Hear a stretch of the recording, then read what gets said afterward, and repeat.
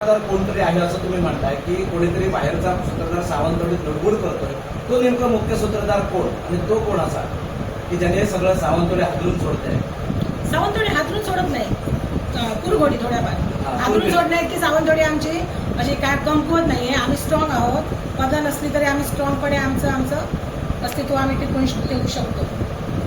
काय म्हटला तुम्ही तो शब्द? मुख्य सूत्रधार नाही, काय करून टाकतोय? हादरून सोडतोय. नाही, हादरून सोडू शकत नाही.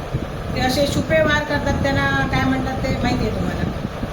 तो खरा समोर येऊनच काहीतरी करतो. छुपा कोणाला तरी महिलेचा आधार घेऊन तो त्याला हे म्हणत नाही, एक वाट लावेल पूर्ण सावंतवाडीची. रॉंग आहे.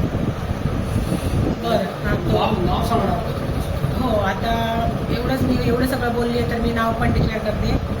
त्यांचं नाव आहे महेश सारंग. ते नेहमी माझ्या विरोधात असतात, नेहमी माझ्या विरोधात कुरघोडी करत असतात. मी जेव्हा निवडून आले तेव्हा इथे मी आलेली, थोडक्यात बोलते, निवडून आली तेव्हा मी इथे आलेली, ते इथे होते. मी काहीतरी कशासाठी आली तिथे, मी दोघंच माणसं मोठे होते, इथे आली.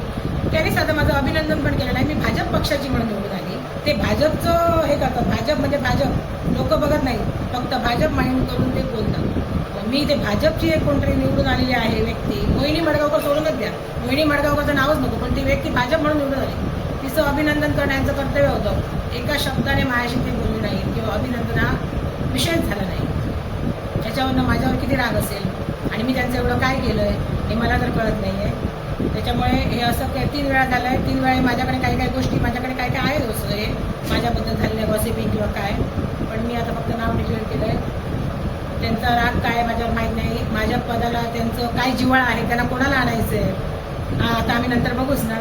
काम करू देतील, आम्ही त्याच्या पाठी असणार. जी कोण ते आणणार त्यांच्या मागे आपण असू ना, सगळे आम्ही सगळे असणार. आम्ही काम करणार सदस्य म्हणून.